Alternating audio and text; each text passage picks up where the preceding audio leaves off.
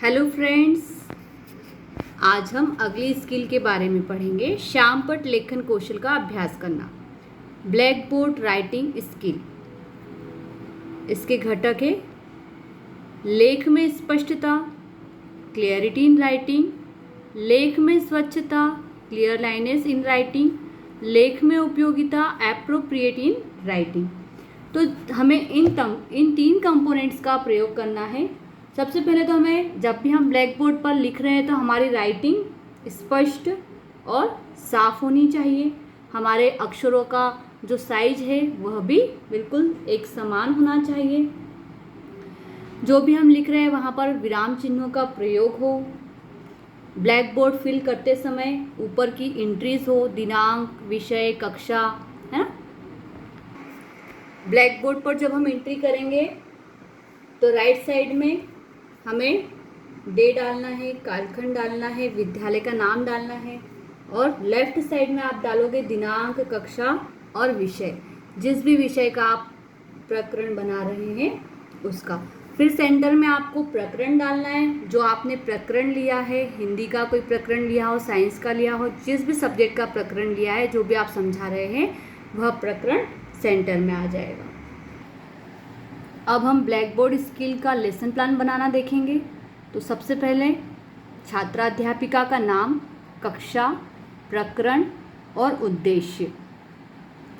कक्षा, जिस भी कक्षा का आप बना रहे हैं वो कक्षा डाल देंगे। प्रकरण जो आपने लिया है वह लिखेंगे आप। उद्देश्य में श्यामपट्ट लेखन कौशल का अभ्यास करना, ब्लैक बोर्ड राइटिंग स्किल।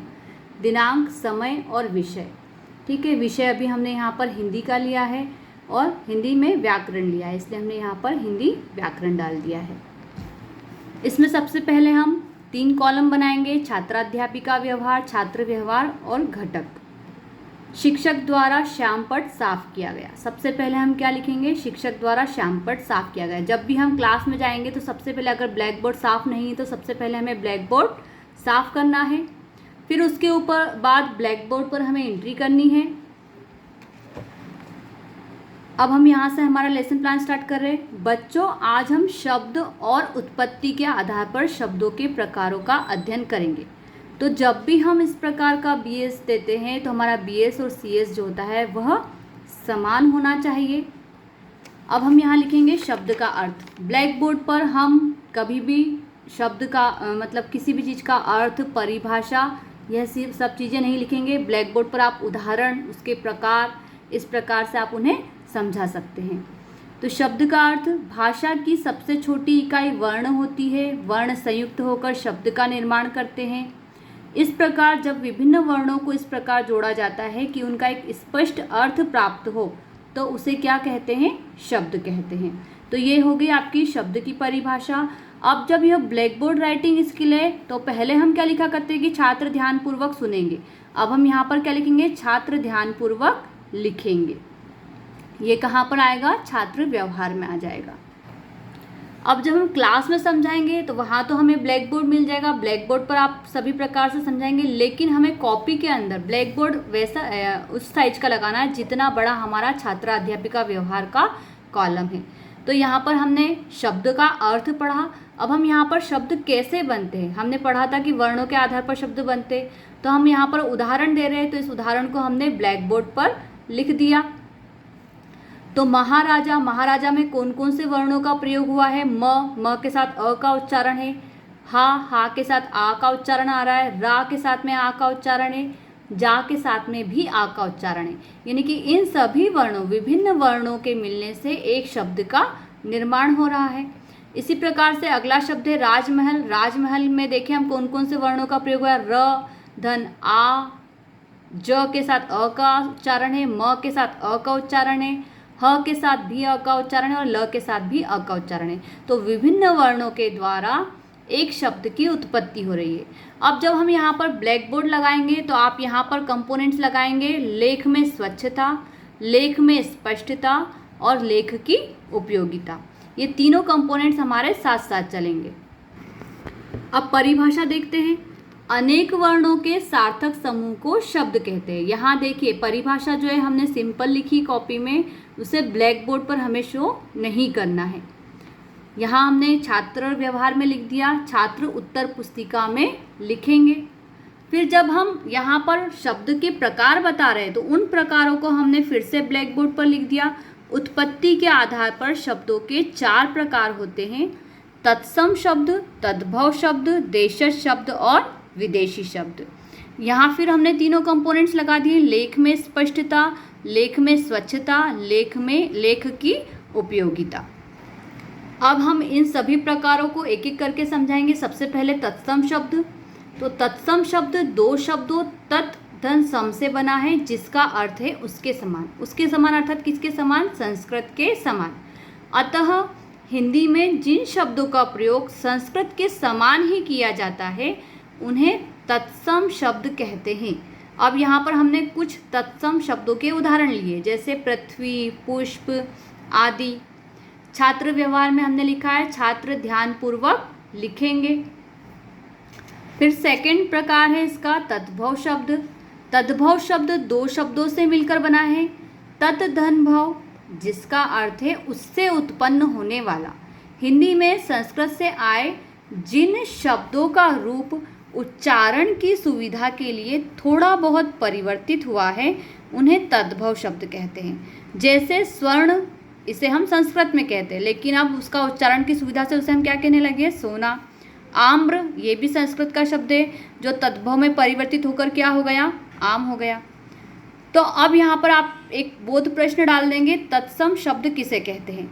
ये सभी हमने सिंपल कॉपी के अंदर लिखा है। अब हम इसके बाद ब्लैक बोर्ड का उपयोग करेंगे। यहाँ पर हमने ब्लैक बोर्ड लिखा है, देखिए यहाँ पर एक तरफ हमने लिखे तत्सम शब्द, दूसरी तरफ हमने लिखे तद्भव शब्द। यहाँ भी ब्लैक बोर्ड का उपयोग हुआ है, तो यहाँ पर भी कंपोनेंट्स लगेंगे, लेख में स्पष्टता, लेख में स्वच्छता, लेख की उपयोगिता। अब अगला प्रकार है देशज शब्द। देशी या देशज शब्द वे शब्द होते हैं जिनका स्रोत संस्कृत नहीं है, जिनका स्रोत संस्कृत नहीं, कि जो संस्कृत से नहीं आए हैं, पर वे भारत के ग्राम्य क्षेत्रों अथवा जनजातियों में बोले जाने वाले भिन्न भाषा परिवारों से हैं। इन शब्दों के मूल स्रोत का पता नहीं चलता, यानी कि ये कहाँ के हैं, इनके मूल स्रोत का कोई पता नहीं चलता, क्योंकि ये विभिन्न जनजातियों में बोले जाने वाले शब्द हैं, जैसे झाड़ू, पगड़ी, लोटा, है ना। फिर छात्र व्यवहार में हमने लिखा है छात्र ध्यानपूर्वक लिखेंगे। इसके बाद विदेशी शब्द आते हैं।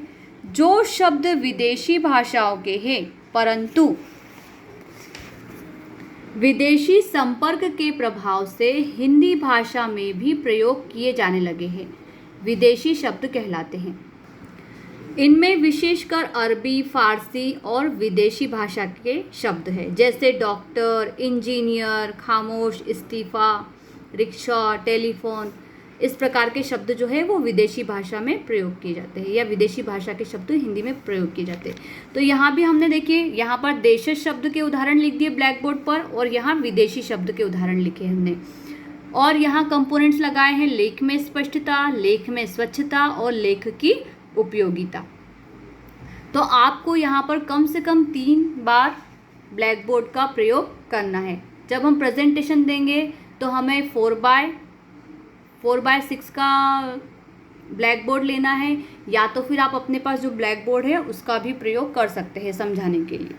बोध प्रश्न देखिए, यहाँ पर हमने प्रश्न दिए, कोई 3 तत्सम शब्द बताइए। तो यहाँ पर कोई 3 तत्सम शब्द आम्र, वानर, मुख, अग्नि आदि हो गए। तद्भव शब्द किसे कहते हैं? ऐसे शब्द जो हिंदी में संस्कृत से आए हैं लेकिन उच्चारण की सुविधा से उनमें परिवर्तन कर दिया गया है, उन्हें तद्भव शब्द कहते हैं। अब यहाँ तक हमारा लेसन प्लान जो भी हमने पढ़ाया था वो हुआ। बाद में लास्ट में हमें CS देना है। बच्चों, आज हमने शब्द और उत्पत्ति के आधार पर शब्दों के प्रकारों का अध्ययन किया। फिर लास्ट में शिक्षक द्वारा श्यामपट्ट साफ किया गया।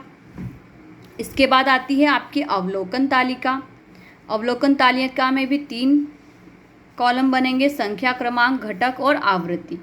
जितनी बार भी हमने अपने घटक यानी कंपोनेंट्स का प्रयोग किया है लेसन प्लान बनाने में, वह हमें यहाँ पर शो करना है।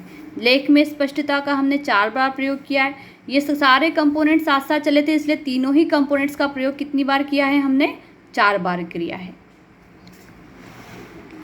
इसके बाद प्रतिपुष्टि तालिका, छात्राध्यापिका का नाम, कक्षा, प्रकरण, दिनांक और समय आ जाएगा। इसके बाद फिर से हम वही कॉलम बनाएंगे, संख्या, क्रमांक, घटक और आवृत्ति। यहाँ पर आ जाएगा आपका छात्राध्यापिका सुझाव, जो भी आपको छात्राध्यापिका फीडबैक दे रहे हैं, पर्यवेक्षक फीडबैक देंगे, वो आप यहाँ पर 2-2, 3-3 नंबर के डालेंगे।